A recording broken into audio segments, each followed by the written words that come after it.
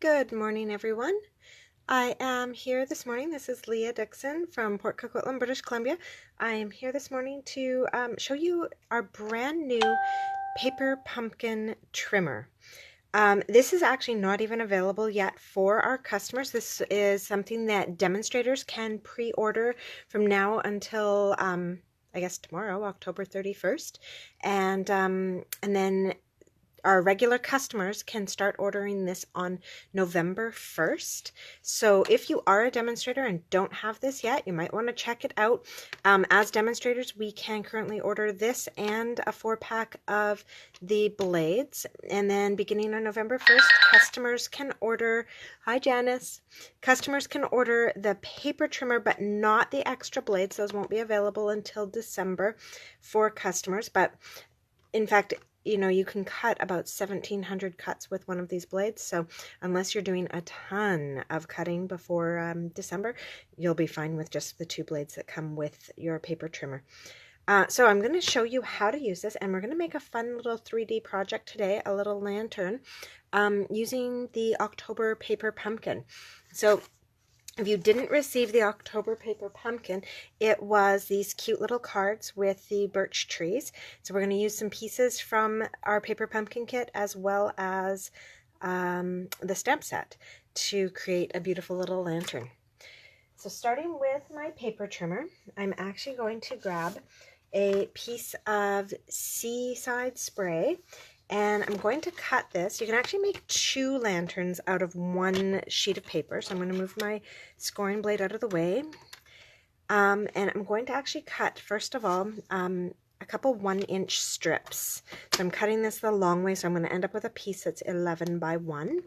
And I'm actually going to cut 2 of those. Those are going to be the toppers for our 2 lanterns. I'm only going to make 1 today in the video, but 1 piece of paper will make 2 of them. So it's kind of a nice little centerpiece or something for your table or on a mantle.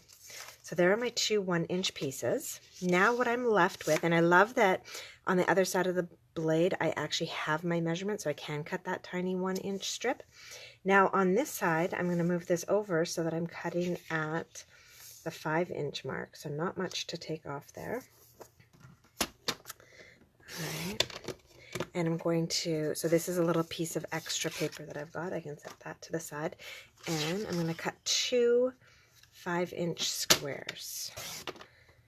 There's a 5-inch and a 5-inch, and I love that it actually has both the inches and the centimeters, because sometimes depending on where you're getting your kind of designs from, measurements can be in centimeters, and this saves having to convert. So that's kind of nice. So now with my 5-inch square, 5 by 5-inch square, I'm going to do a little bit of scoring, because what I'm trying to create is a base that's 2.5 inches square. So that means I'm going to score this at 1 1/4. So I'm going to line that up actually on this side here. So I've got my 1 inch and then my quarter. So 1 1/4 is where I'm lining that up. I'm going to move my trimming blade down to the bottom, bring in my scoring blade. And now it was quite interesting. In the past with other paper cutters that I've actually had a problem of almost like tearing the paper with my scoring blade. I'm just going to pop this out so you can see. This one is more rounded. And so I actually am finding that not only am I not tearing the paper, but I really do need to press what I consider to be quite hard to get a really good score on my paper. So it's kind of nice knowing that I'm not going to tear through. So let's line that up again at 1 1/4. And so when you're lifting, there's this tab down here. That is the best place to lift it from so that you release both ends. If you just kind of try and lift it from anywhere, it does catch and it won't open. So there also are tabs at the top and the bottom that you can use. Okay, so let's get in there and score that. And then I'm just going to turn my page and score it at 1 1/4 all the way around. 1 1/4. All right, there we go. And again, so now that I've done that scoring, I'm actually going to bring my cutting blade back up to the front, and I am going to cut right up to my score mark. So now what's nice is this has a little line on it showing me where the center of my blade is, so I can stop when I get to the score line. Oh, now I should have actually lined that up properly. Darn it. I let my thing slide over, so no worries on that one, because this is actually just a little piece that's going to get tucked in, so I'm going to just pull that out. Not a problem. All right, that's going to go up there, and then I'm going to, I didn't actually have to turn it, I could have just slid it over. I'm going to do the same thing on this one. I'm just cutting down to my score line. So what I've done there is I've basically created like these little tabs here. So now I can fold all my score lines. I'll move my cutter out of the way for a moment. We will be using that again though. So where I've folded this, I'm now going to grab my tear and tape, because we're kind of creating the bottom of our lantern. And when I fold this in, it's going to go like that. So I'm actually going to put tape along the outside edges of my 4 folds. So, and I do want it quite near the top, because that's going to create kind of like the closure on our box. So there we go. All right, so quite a bit going on in the last 2 days here of the month. Because I am using a paper pumpkin, I'll use this time right now to let you know a little bit about next month's paper pumpkin. The December paper pumpkin, Stampin' Up's offices are going to be closed for a few days during what would normally be our regular billing cycle for our paper pumpkin. So it's actually going to bill out just a little bit late in December. So I believe they said December 13th instead of December 10th. And the second billing is going to be still on December 20th. So that hasn't changed. So just a little bit of a delay. We still don't know yet what those projects are going to be. So that is the December paper pumpkin, not this upcoming November paper pumpkin. The November paper pumpkin, you still have time to grab. You have until December 10th to, or sorry, November 10th to grab that, and it's going to be a set of 24 tags that actually coordinate with this paper pumpkin kit that I'm using today. They are exclusive of each other as well, like you don't have to have the October kit to do the November kit, but they will coordinate, so that's kind of nice. So there you go, we've made like this little half box, and this is going to be the base of our lantern. You can put your little tea light in there. So I'm going to set that to the side for now. And I have another piece here so I can make a second lantern. I've got both pieces that I'm going to need actually to make a second lantern, so I can work with those later. So the next thing that I'm going to do is I'm going to take a piece of vellum cardstock. If you've never worked with this stuff, it is wonderful. It's quite thick, but it's got that beautiful like frosted glass look. So with this, we are going to actually cut this. This is where I get to actually pull out the next feature on our cutter. This edge comes out and creates a full bar so that I can measure all the way out to 17 inches, which is pretty awesome. I am just going to be measuring to, let's see, I wrote some notes here. 10 1/4 is where I'm going to be cutting this. So 10 1/4 by 6 1/2. There we go. So now this paper cutter can actually cut through 3 pieces of cardstock at once, which is really nice, and it creates a really nice crisp cut. Now that I've done that cutting, actually I'll just take this, I'm going to bring that blade up to the top. So you actually don't have to pop them out, you can just push them. There's enough space at the top, you can just push it out to the side. So now I am going to be scoring this at 10 inches.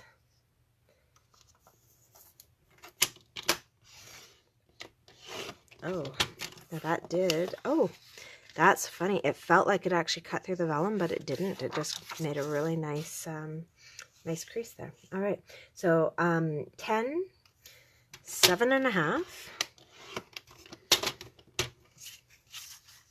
5, and 2 1/2. So basically what I've done is I've just gone and created 4 2 1/2 inch sides with an extra 1/4 inch to do some taping on here. So now I am done with my paper trimmer. So you can see how easy that is to work with. So before we get started folding this piece and taping this piece, I'm actually going to do a little bit of stamping on here. I'm going to grab my pretty peacock and the snowflakes from the paper pumpkin, the October paper pumpkin. All right. And I'm going to, not right at the top because I'm going to be putting a border on this, I'm going to stamp these just a little bit lower than the top of my page. Now, because this is vellum, this is not going to dry very quickly. It could be very easily smudged at this point. So I'm going to, you can do two things. You can wait some time and let it dry, but because I'd like to get on with this and show you the rest of the lantern, I'm going to use my heat tool and actually dry these with my heat tool. So sorry for the noise, but here we go. We're just going to dry up this ink.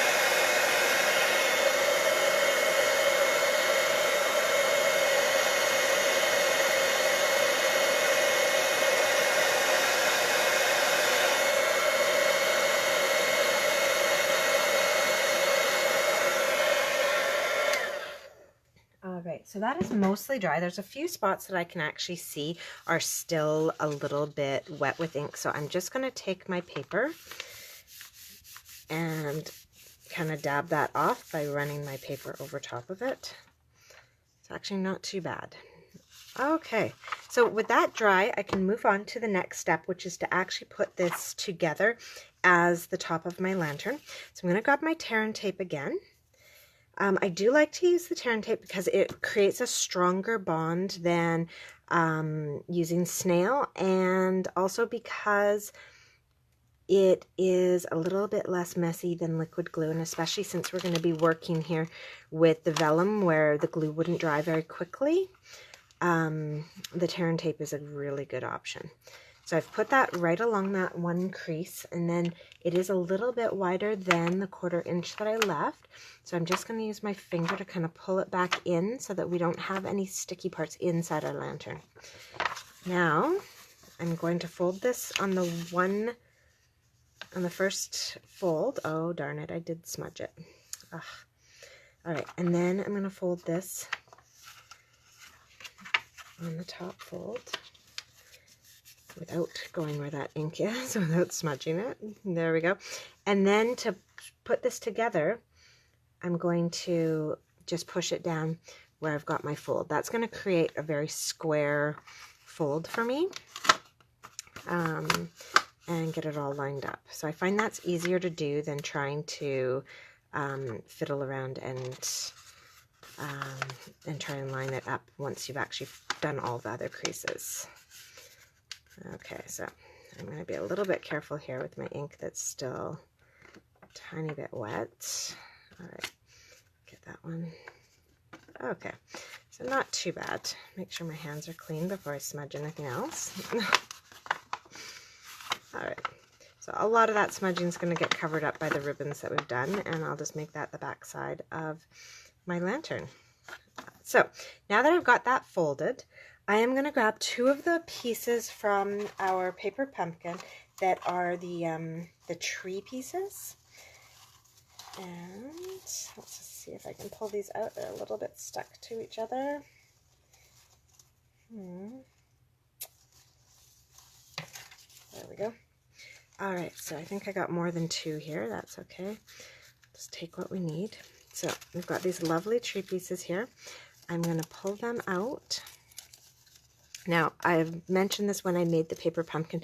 There's a lot of unused paper here, and it's got this really nice shimmer to it. So I'm definitely not tossing this. I'm going to keep this to create little labels and to be able to maybe do some snowflake punches. So those are some pieces that I'm going to hold on to. Here's my other tree. All right. There. So with my 2 tree pieces, I'm going to kind of lay it on top to make sure that all my branches stay inside on this one piece. And then I'm going to fold it right along the crease. So with that done, I'm going to grab some tear and tape and place that on the 2 sides right up near the top. I'm not so worried about the bottom because the bottom is going to be inside my lantern, and so really no worries about what's going to happen with that. And I'm not going to worry about my trees at this point. I will secure them after the fact. Okay. So take those pieces off. So this is going to be all sticky. And we've already got our crease in there, so that's going to actually be what we use to help line this up. There we go. So I've popped that in. Hi, Kathy. And then we're going to flip it over to the other side and do the same thing here. We're going to put that tree there and do our fold. So secure that. And put some more tear and tape on here. And again, right up near the top. That way we're not going to have any gaping happening at the top when we put our lantern together. Okay, here we go. Oh, there we go. That wasn't good. All right, so again, put that corner in first and then kind of squish it down. So the fact that we don't have any snow covering here is actually fine because the base that we made is actually going to cover that up. I'm just going to quickly pop this in to show you before we actually put this in and secure it. So when that goes in, the blue base that we created actually covers up all that snow. So pull that out because we're not quite ready for that stage yet. So before we get there, we're going to grab some mini glue dots. And we're going to use our glue dots to secure our treetops. If you're really concerned about these little branches as well and really want them secured, you can grab some fine tip glue and use that to hold them down. I'm not going to worry about them. I'm going to kind of let them be free. The only spot I'm securing is the top of the thickest tree. And I'm going to use that just to hold everything upright. So I'm taking the glue dots. You could use your take your pick tool for this as well. And I'm just securing the one tree on each side. All right. So it is nearly month end. I still have one order that's going in either tonight or tomorrow. I'm just waiting on the metallic ribbon to be back in stock, which it's supposed to be back in stock this week. I'm hoping it'll be before November 1st. So if anybody has any other items they would like, please let me know.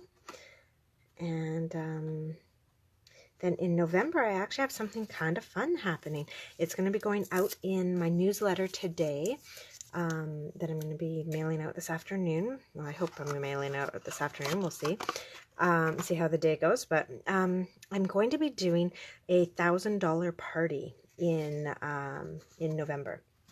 And so basically that's all the perks of a $1,000 hostess party, but we're going to share them out between the hopefully 10 people who will be participating in the party. So it's a $100 order, gets you certain prizes, and I'll have all the details, but basically all the rewards of a $1,000 party, which they are many, will be shared out. So kind of a neat thing. So look for that. All right. So I do need my paper trimmer again. I forgot to score my topper. So I have to score this just like I scored my base. So 2.5, 5, And then I'm going to be a little lazy. Instead of pulling that arm out, I'm going to line this up at the 2.5 mark, just to make sure my crease is in the right spot, right there. And then on this side, it's going to be a 1/4 inch trim. There we go. Oh, maybe it's a 1/4 inch trim. Did I actually trim this down, or is this still 11? Let's see. Right there. Ah, I didn't actually trim this down. So there's actually where I want it, and then I'll actually cut this. There. All right, so that is all scored. I will put all of these measurements into the comments box after I finish this video, once I post it. So with that one done, I am going to do a little bit of tear and tape actually on each section, because I'm going to be putting this onto my lantern. It's going to kind of hold the top of my lantern together. So a little piece across the top of each. And then one piece on this little tab that's going to hold it together on the side. All right. So with that, I'm going to decide now where my most smudging was in that other crease.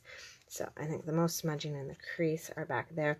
So that's where I'm going to line this tab up, is to make sure that it goes back there as well. All right. So I'm going to start just one piece at a time. Peel that off and line up that corner. Oops. Now the vellum and the tear and tape is a little bit more forgiving, which is nice. So let's see if I can get this in the screen so you can actually see. So I've lined up that corner, and then I'm also trying to line up my top.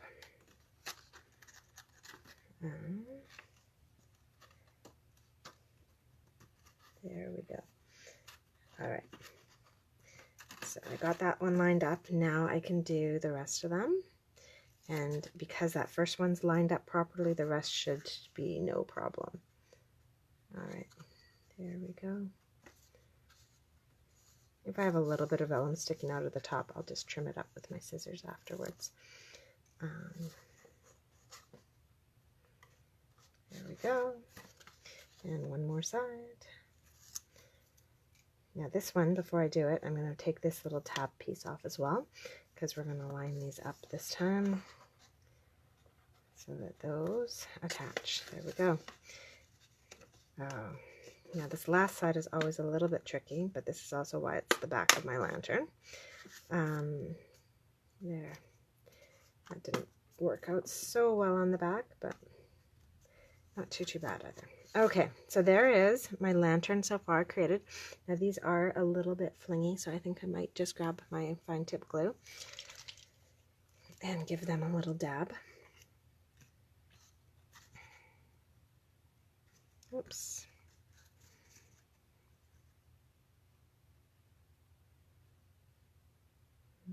Oh, there we go. I got some. So I am going to have to hold that just for a moment. Oh, I can actually tuck that under and it'll hold it for me. There we go. Perfect. That one's just a little too short though. All right, I'll tape that one up later. So a lot of these are actually fitting underneath, which is great, and that's holding them up as well. Perfect. All right. So line that up to close it. There we go. Okay, so that's going to stay together. Now the last thing that we have to do before we get to like some little decorating touches is we're going to put some tear and tape in the top of the base of our box on each side. Okay. And this is just going to hold our lantern in place in our base so that when we pick it up, it doesn't fall apart with the weight of a tea light in there. And all four sides. Now, I'm not going to take this tape off just yet. I'm going to place my lantern in and then tear, or not tear, but peel the backing off of the tear and tape one side at a time. So actually, let's just double check. There's no real clear front and back to this one. Okay, so that's my back side on that. All right. So I've popped that into place, and now one side at a time. You can see here that it kind of like bows in. That's why we put the tear and tape here, so that I can glue it and make sure that it doesn't stay. So this part's a little bit tricky. You may want to get a tool to help you. Just get those corners started, because I always find grabbing the first edge of the tear and tape is a bit tricky. I'm just going to fiddle with this. Sorry, guys. Okay, there we go. I did get an edge started. So with that edge out, I'm going to put my hand into my lantern and push this into place. Okay, you can see I'm getting a little bit of scrunching happening. You could make your base just like a tiny bit larger, and you wouldn't have quite so much trouble with that. I was just concerned about making it too large and then having too much space. So I'd rather have this be a little bit tricky and have a nice tight base here. Okay, so there's one more side done. So I did the two sides opposite of each other first, and then I'm looking at this, and this side needs to be done as well. And I'm only going to take the tape off and tape the sides that I really feel like they need it. Sometimes this goes together really nicely and you only need to tape two sides. Sometimes all four sides need it. There we go. There's one more side. And yeah, I am going to do the fourth side on this one. All right. So, like I said, if you had your take your pick tool, you could use that, or a pair of tweezers to be able to pull these off a little bit easier. Mine's all packed up for a class that I'm teaching this weekend, so I'm just going to do it the hard way here. Alright, so now I've got my lantern, kind of like the structure together, and I've just got to do the finishing details on it now. So let's see, this was going to be the front of my lantern, so this is the side that I'm going to do kind of the most detailing to. So one of the things I wanted to do was add one of the cardinals that came in our set. So we have these beautiful cardinals. And I think I'm going to add one of these guys. So I'll pull him out, and I'm going to put a dimensional on the back of him to hold him in place. Okay. Now the dimensionals are a little bit bigger than his body. Thanks, Janice. We're getting there. A few more details. So it's a bit larger, so I just fold it over on the back of him. And then I'm going to place him up on that branch. Alright, so that's done. I can move those out of the way. Now I'm going to add some ribbon around the top, and I'm actually going to tie like a nice little bow and everything on the top. So put this around.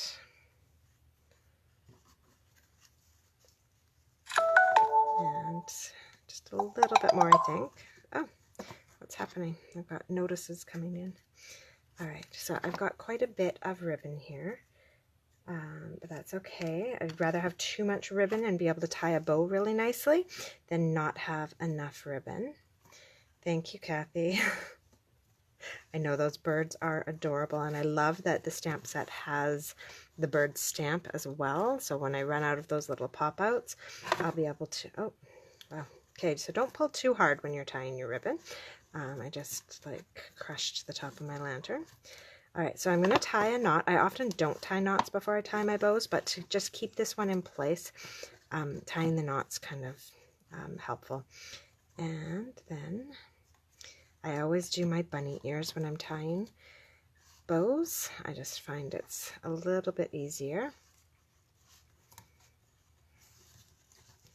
And then we just get to wiggle around here and make that bow stay straight.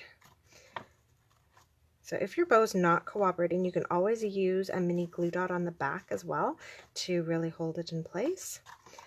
But that's actually working out quite well. And then I'm going to trim that. Let's get that one hanging the way I want it. There we go. So trim both of those. And I think that's about it. I'm just going to go through afterwards with some some thin-tipped glue and hold those extra pieces in place. The bow might also look nice on the bottom. There is quite a bit of space there. You could put a sentiment on the bottom and then pop a tea light in there, and you've got a cute little lantern to put on a side table or something.